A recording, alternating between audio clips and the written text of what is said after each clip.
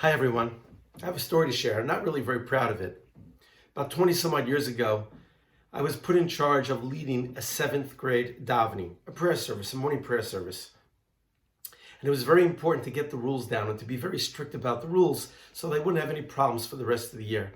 And one of the rules, very hard rule, no talking during davening. We come here, we pray. And one of the students was testing me. Well, I let him have it.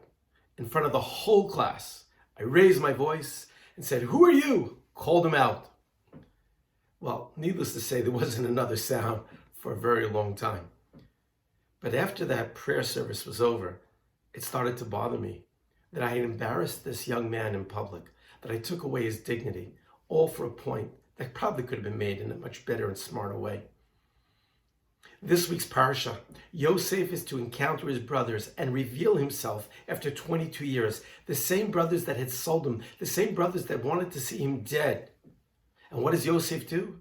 He instructs all his advisors, all his ministers, his bodyguards, everybody leave the room. Why? To spare the dignity of his brothers, not to humiliate them unnecessarily in front of others. Yosef's message is teaching us that people in power don't have a right to bully others and to be sensitive of other people's feelings. Wow, after 22 years, he's still worried about the dignity of his brothers. To go back to the story, I ended up apologizing to that student the next day in front of the whole class. And I explained what I did was wrong and that I had no right to do that. And I asked him for forgiveness in public.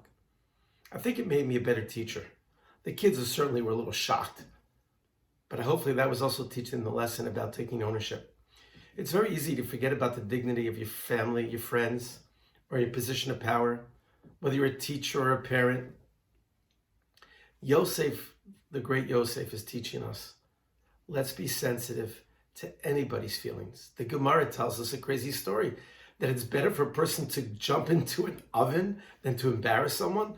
Now, I'm not ready to jump into an oven, so I'm going to be really, really careful about how I talk to my family and to my students and, of course, to my friends. I want to thank all of you out there who have been fantastic with your feedback. It's been most helpful. Please keep it coming. Please remember, if you like what you're hearing, please pass it on. Please subscribe to the channel. I want to wish everybody Shabbat Shalom.